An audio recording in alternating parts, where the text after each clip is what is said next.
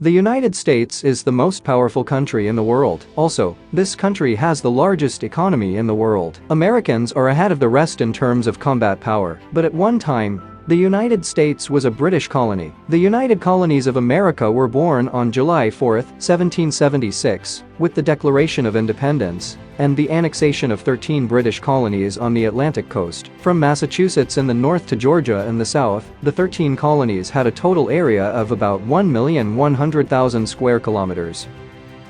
It was the first country to break free from colonial rule, and as part of a peace treaty in 1783, it received several territories from Britain, from the Appalachian Mountains to the Mississippi River, and from Canada to Spanish Florida. The total area of the newly born United States stood at about 2 million square kilometers, whereas the area of today's United States is approximately 9.8 million square kilometers, 3.8 million square miles. The third largest country in the world by area. It is twice the size of the European Union. But how did the United States become such a large country? The map of the United States has changed over the ages, sometimes through trade and negotiation, and sometimes through war and bloodshed. Much of what is today the United States was once part of France, Spain, the Netherlands, Mexico, and even Russia. American settlers believed their destiny was written on this land. This vast territory stretching from the Atlantic to the Pacific coast is the inevitable destiny of Americans. America's map remained unchanged for the first 20 years of its founding,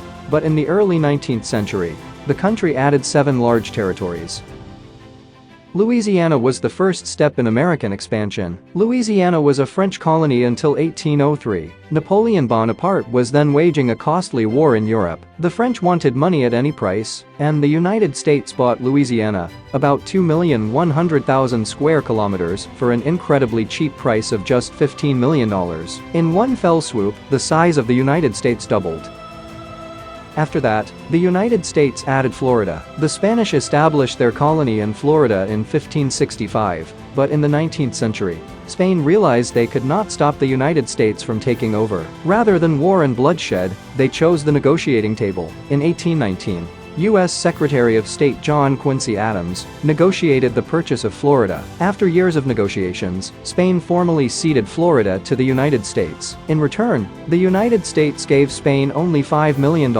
Louisiana and Florida can be easily conquered, but trouble comes with Texas.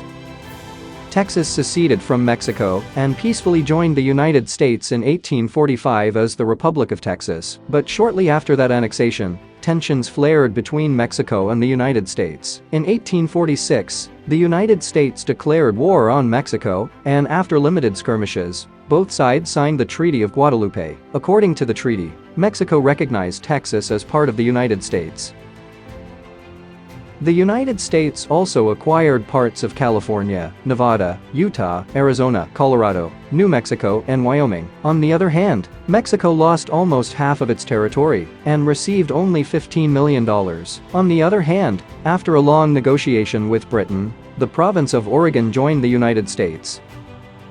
The border of the United States reaches from the Atlantic to the western Pacific Ocean through the Oregon annexation, but the massive westward expansion of the United States created complications with slavery. After the new states joined the United States, the conflict that started over the question of whether or not slavery would be allowed in those territories eventually pushed America into the Civil War. After the Civil War was settled, the United States turned its attention to the vast Russian territory of Alaska. After losing the Crimean War to France, the Ottomans, and Great Britain, Russian Emperor Alexander II considered selling Alaska. Alexander thought it better to sell Alaska to the United States than to give it to Britain. On March 30, 1867, after long negotiations, Russia sold Alaska to the United States for just $7.2 million, a little over $6 million today.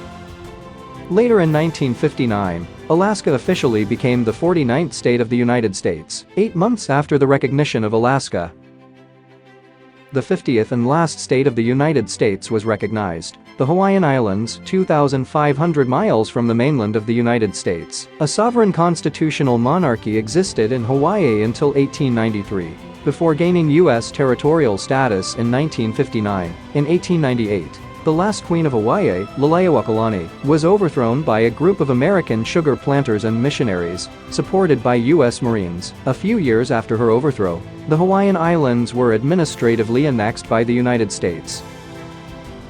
After the Spanish-American War in 1898, the United States gained Guam, Puerto Rico, and the Philippines from Spain, and occupied Cuba for several years. After the end of the Civil War in 1900, the United States acquired American Samoa. The United States then purchased the Virgin Islands from Denmark in 1917 for $25 million. Guam and Puerto Rico remain under U.S. administration, but the Philippines gained independence from the U.S. in 1946. After World War II, the Northern Mariana Islands, the Marshall Islands, Micronesia, the United Kingdom, and Palau came under the administration of the United States.